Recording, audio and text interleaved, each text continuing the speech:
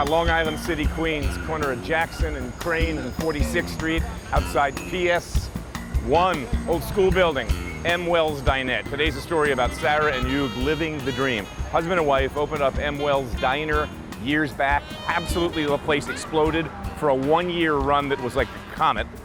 Went down for a couple of years, came here, did this 5 years ago. Now they've got M Wells Steakhouse and this. We're gonna do both places today. Great story, but let's start here because we have a great museum and a great reason to come to it, a reason to eat.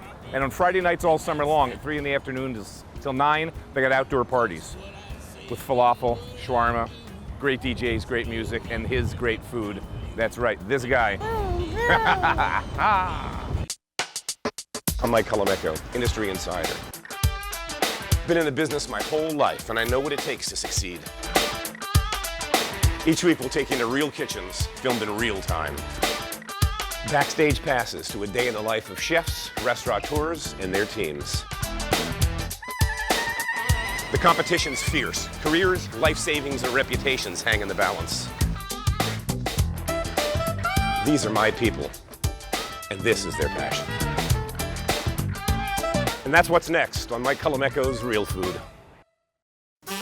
Mike Colameco's Real Food is brought to you by the continuous, generous support of the following underwriters.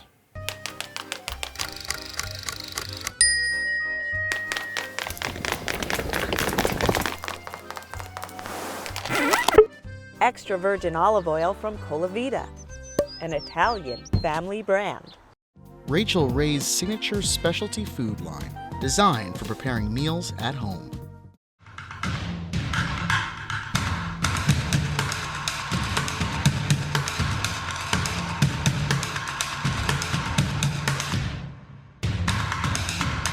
So we're gonna demo before we go into service. We're gonna demo a couple of dishes. What are you gonna pick?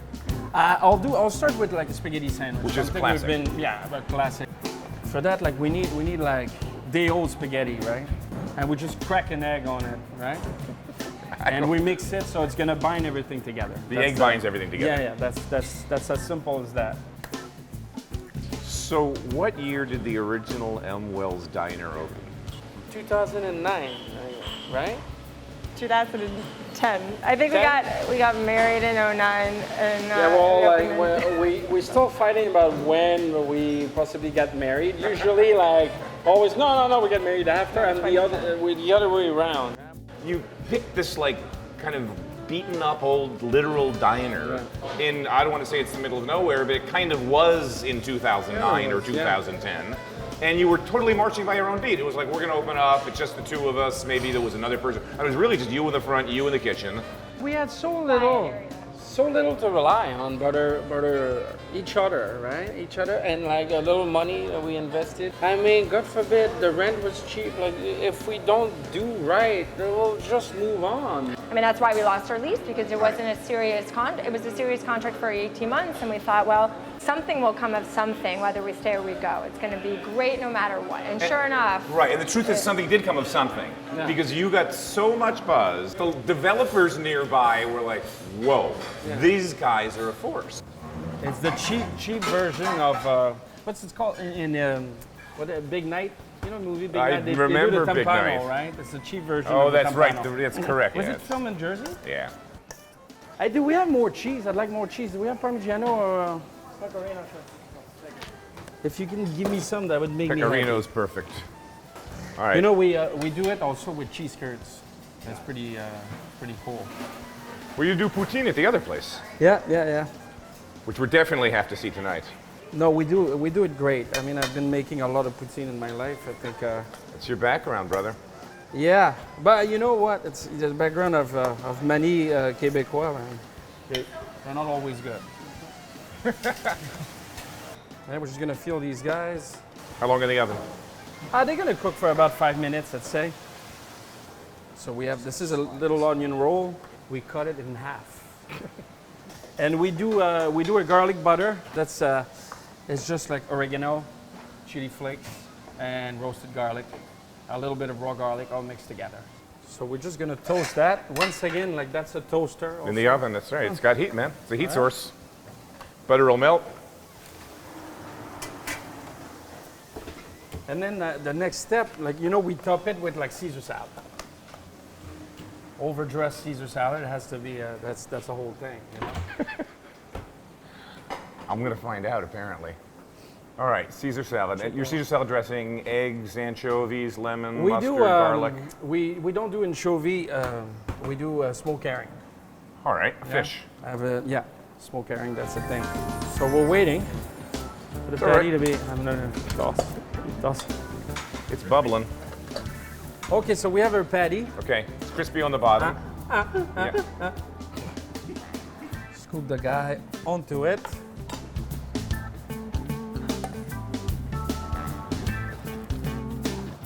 And that's it. That's our Voila. spaghetti. Yeah, give us that cut shot, the beauty shot, baby.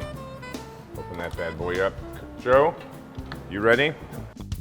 There's only so much you can do with a New York City-owned 100-year-old public school turned art museum.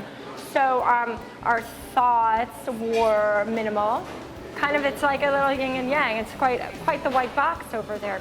We became an exhibit, and the main curator of MoMA, Klaus Bisenbach, always said so. You guys, Sarah and Hugue are great artists in residence. I mean, we're restaurateurs, but sure enough, it was probably right. We became more and more of an exhibit. Pretty interesting. Kind of reminds you remotely of those college years or your first apartment after college. You know, a meal of necessity, leftovers. We got some leftover spaghetti. What else do we have? White bread. What else do we have? Caesar salad dressing and an old iceberg. Dinner. I like it. All right. I haven't made a mess. I've been good. I'm putting it down. And we started with a great 2-star review. Sometimes I see it like it's a cafeteria. I mean, I don't know if we don't have the full table service. We don't have the extensive wine list we used to have. But we have great stuff. Crank that guy up. And your bacon's big slab and Noisky. Big slab and Noisky. Great stuff. Terrible for you, but. People have been eating this forever and living. And in that bowl you made whipped cream. In this bowl, it's a little goat cheese mousse. It's maple syrup, a little bit of goat cheese, a little bit of honey, a little bit of buttermilk, a little bit of cream. What you basically do is you just take this bacon, simple as it gets. Just here. And then you take this stuff, and you want it to be almost too much, like Southern cuisine normally is. Just too much of a lot of different good things. And then you're gonna finish, honey. I think a little bit of black pepper does it quite nicely. Oh, sure. Look, this is the green addition. A little green. Yeah, because you have that's to the have salad vegetables. component. Look at the slab of this bacon. Look at this bad boy. Look at the thickness of that. So we've got this Noisky bacon cut like that. It's smoky as all get-go. And we get a little biscuit, and his biscuits are insane.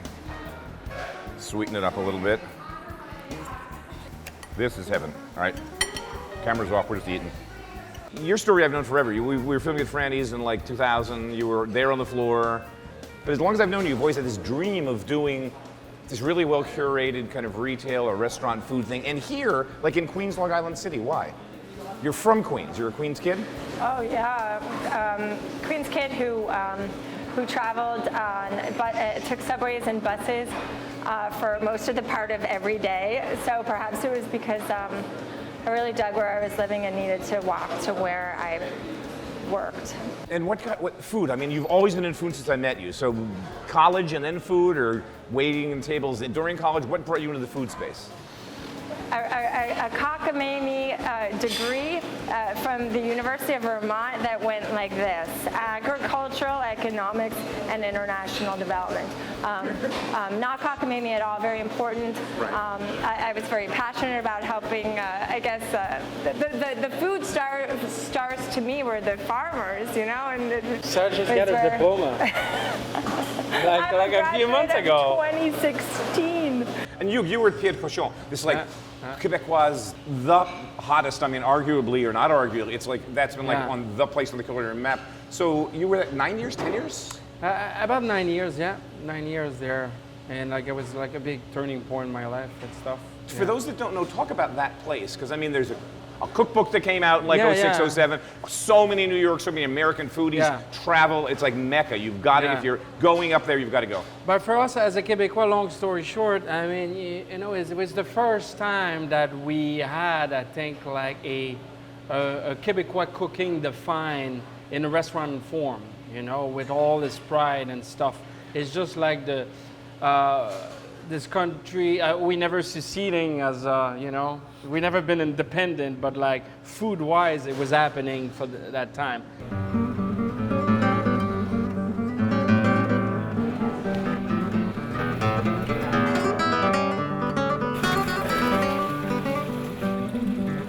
Finishing, 41.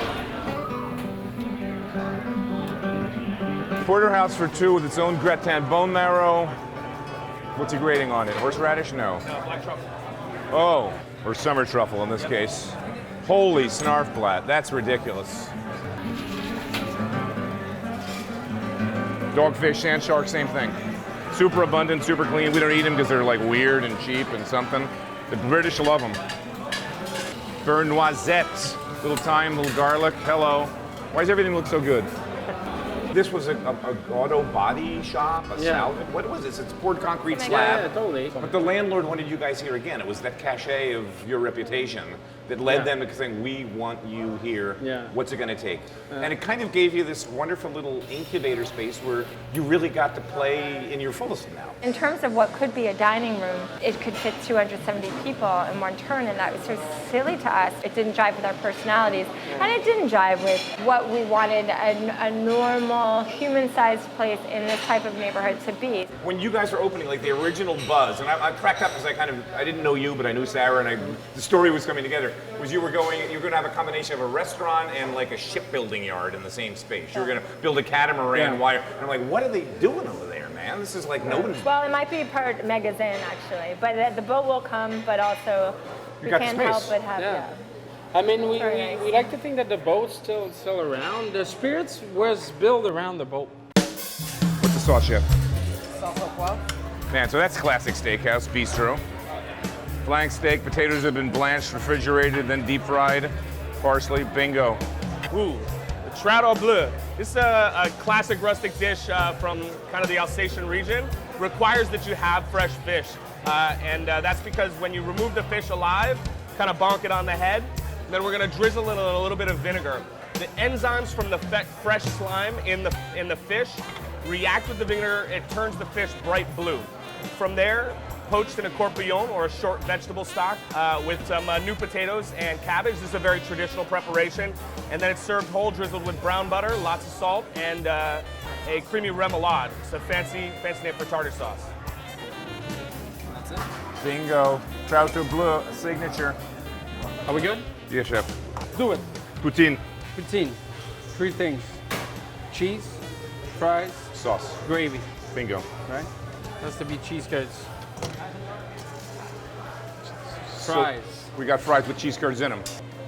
Oh, Holy, that's not poutine. but these are zucchini flowers, I saw them being stuffed Right. earlier. and they're stuffed with cheese curds. Let's cheat a little bit, but that's it. We put fries, right? And we mix the fries with the cheese curds so they warm up a little bit. Hey, Cristalou! Comment ça va? On fait une poutine avec des frites. Oui. Oui. This is a gravy. Most of the time it's Yen, my sommelier, that's responsible of bringing the secret powder mix from Quebec. A little bit of sauce, more fries and curds. These are very good. That's crazy, man. All right. And then sauce. Something tells me this is going to be the best poutine we'll ever have, is right. We're actually sitting on an acre of grass above the ground on a rooftop in Queens. We're planting all winter. We also have a little bit of greenhouse operations, so we sell microgreens and keep some sales going all through the cold months. But we're ordering our seeds by January. We're starting onions in the greenhouse by January. We really start firing up March. That's when we're planting our kale, chard, Okay. starting to get in our peppers, tomatoes, all that stuff. And we plant over 10,000 seedlings in our greenhouses at each farm. And then starting in April, we start moving them outside based on the crops that can handle the colder weather. This is a greens mix. It's been harvested once before. It's arugula, baby kale, mizunas, spicy mustards. We mix together a whole lot of different mixes and then come up with a real nice salad mix. You can eat it. I'm gonna Just eat throw it. them all in together. The arugula is gonna have a nice flavor. Always that peppery kick. It is great. I know you're selling restaurants, but you're also doing farmers markets? Yep. 50-50, 60-40, 70-30? Mostly restaurants and wholesale. That's just a little bit more where our demand is, consistent demand, but then we do 2 farmers markets. We actually have a farm stand right here where we're standing. In Queens, every Saturday we have an open day. People can come up, get their hands dirty, they can shop. And we also have a CSA distribution, so people that prepay, they come and pick up. Now we came here with Hugue and Sarah. They're putting up these melons, right? So he's growing these melons here, just when they're ripe, they drop down, and he's using these for his restaurant at M Wells. Yeah, we grow this delicious small French melon for Hugue. And this is his plot right here. He's gonna get every melon that comes out of this. And he's setting up his trellises today for it. We're building trellises for the melons. You see here, melons are gonna climb and they're gonna hang. And these melons, when they're ripe and ready, they just fall off the stems. So look at iceberg lettuce. And I love it. That's something like I didn't grow up with. America seduced me with their wedge salad. Iceberg lettuce, man. Now it's a wedge. Now it's a wedge. Yeah. Before it was a bowl. And it's just like, my vision was like, I'd like someone to take it like this, and but never gonna happen. No. But I still think, I want to believe that it could happen. That's your dream. So I'm trying to fit everything in. Okay. Lardon, right? Bacon. Bacon that's been rendered, crispy. Yeah. It's a lot of bacon, brother. Yeah. That's a bacon-studded salad right there, man. This is like half bacon, half lettuce. Yeah. And then the candied walnuts. Nuts. Yeah. And they're gonna go in there as well. And bacons and nuts are good friends. And candy and bacon too. Sugar and bacon. Yeah? You know, it's something like it's been all over. So I'm like, I don't know if I might want to go this way, but secretly I love that. I love like chocolate with bacon and stuff. But I will never say that on TV. Okay, all right, we edit that out. Secretly. Blue cheese dressing. Classic. Buttermilk. Buttermilk. Mayonnaise. Yeah. Sherry vinegar. And blue cheese. Bingo. Right? That good. screams summer. Yeah. We try to, one more time, put it everywhere, right? You know, sometimes they put tomatoes. I thought it was great because you need that, but you need tomatoes, you need acid. Tomatoes for the acidity. So we have ketchup chips here. How did you make those? This is just like egg whites. You know, we never know what to do with egg whites. Right. We have tons of them. So we do ketchup, Heinz ketchup, egg whites, beaten, lay them out flat. Silpat. Silpat, dry them overnight. And then same thing.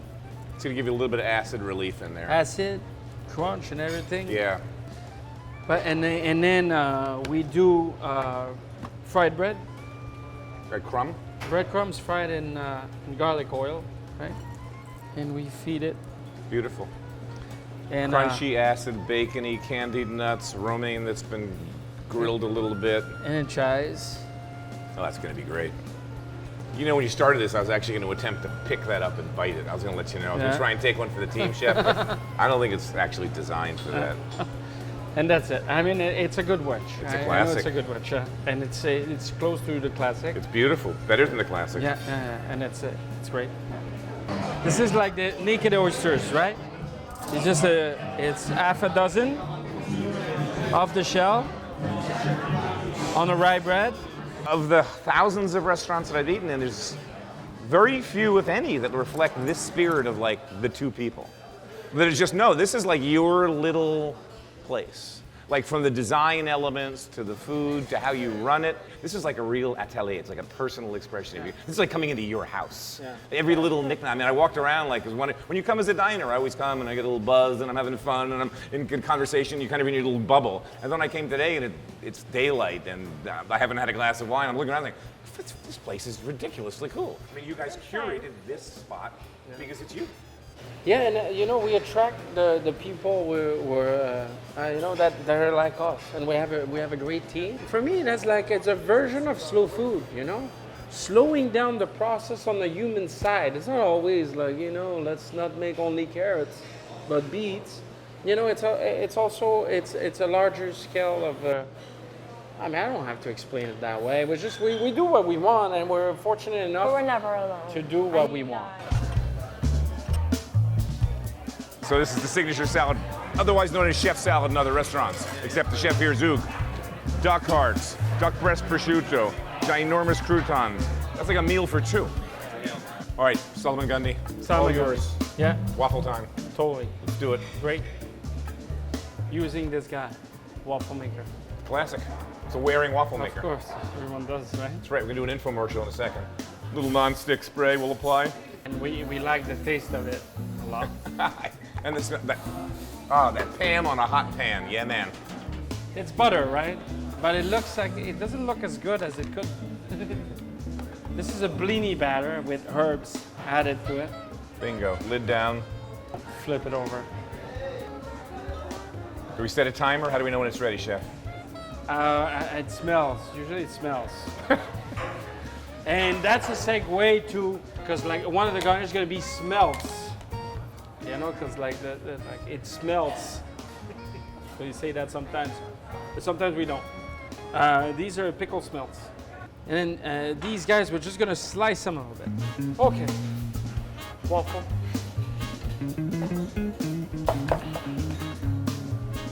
Turn fresh. You know, it's nice, the little pockets that it creates. We'll just fill them. We get some salmon roll and some of the flying fish, tobiko, for the Japanese audience. Pile of fishy goodness, man. That's gonna be good. That's gonna be tasty. And then a bit of dill. Yeah. And I have chevril, that's like indigenous of M Wells. Olive oil? I don't know, they had that. Yeah. It was on your station, we don't know My what it is? station's like, I think it's olive oil. Peppermill. Peppermill. Beautiful, chef. That's it. All right, This is Salmon Gundy. we're gonna shoot it with the porno cam.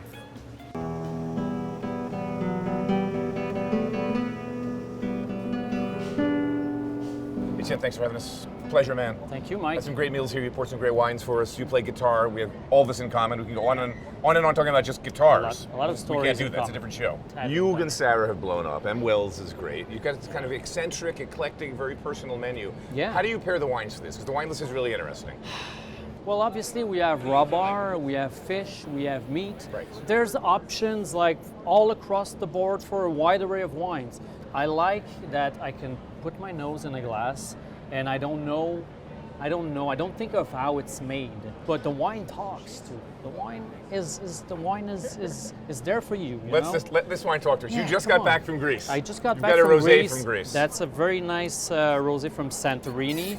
I love it. It has a deep color because it's made mostly of Mandilaria. It's got a lot of fruit. It's got a little something smoky. No, always from Santorini. From that. Santorini You is were there. You smoky, saw you this know black it. volcanic sand. Just doing this on like a cliff there, the soil would just come down like as ashes. It's crazy. It's very impressive. Yes, they are organic. Yes, they're natural. They don't showcase much that aspect of themselves. You know, they're beautiful. They're shining. They speak of where they're from. And just beautiful minerality, beautiful acid on the tail. Just think super it's great. crisp. You just want to go back, and it's a wine that you really want to just drink the bottle.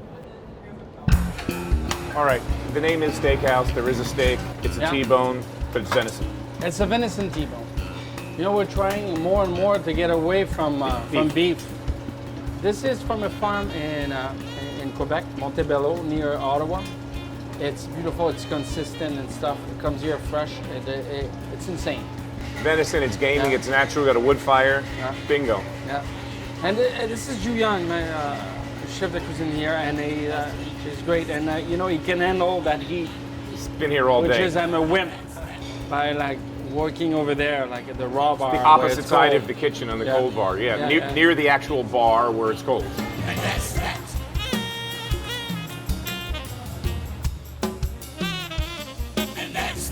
And this is a sauce, right? Yeah. It's venison stock and berries. There's Saskatoon berries, huckleberries, cranberries, and balsam fir. Justine, step in, step in. Would you apply the brown butter, please?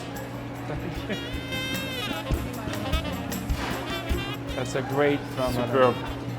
All right, come to M Wells. Thank you. Come to M Wells Steakhouse. You actually can get great steak. You can get lots of great steak. And I'm not sure that's what I'd come here for. The venison's insane. That's insane. The sides are insane. We're gonna go eat.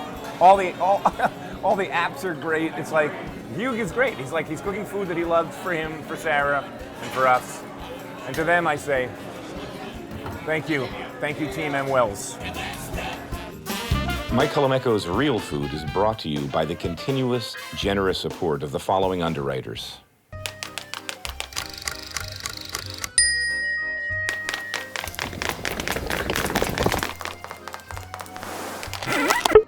Extra virgin olive oil from Colameco, an Italian family brand. Rachel Ray's signature specialty food line, designed for preparing meals at home.